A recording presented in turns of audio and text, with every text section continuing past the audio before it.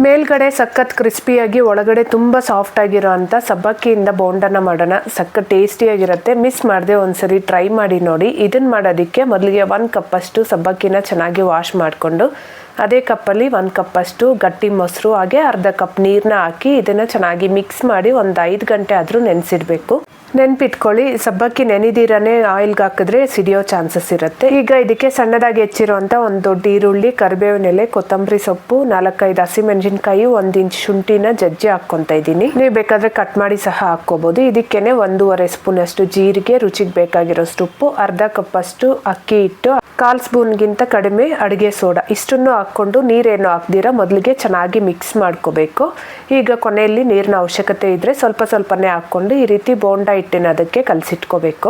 ನಂತರ ಒಂದು 10 ನಿಮಿಷ ಬಿಟ್ಟು ಚೆನ್ನಾಗಿ ಕಾದಿರೋ ಎಣ್ಣೆಗೆ ಮೀಡಿಯಂ ಫ್ಲೇಮಲ್ಲೇ ಇಟ್ಕೊಂಡು ಬೋಂಡನ ಹಾಕ್ಕೋಬೇಕು. ಸಬ್ಬಕ್ಕಿ ಹಾಕಿರೋದ್ರಿಂದ ಬಾಣಲಿಗೆ ಏನಾದರೂ ಕಚ್ಕೊಂಡ್ರೆ 1-2 ನಿಮಿಷ ಬಿಟ್ಟು ಕೆಳಗಡೆ ಒಂದು ಸ್ವಲ್ಪ ಪ್ರೆಷರ್ ಕೊಟ್ಟು ತಿರುಗಿಸ್ಕೊಂಡು ಚೆನ್ನಾಗಿ ಬೇಯಿಸ್ಕೊಂಡ್ರೆ ಸಖತ್ ಕ್ರಿಸ್ಪಿಯಾಗಿರೋ ಬೋಂಡ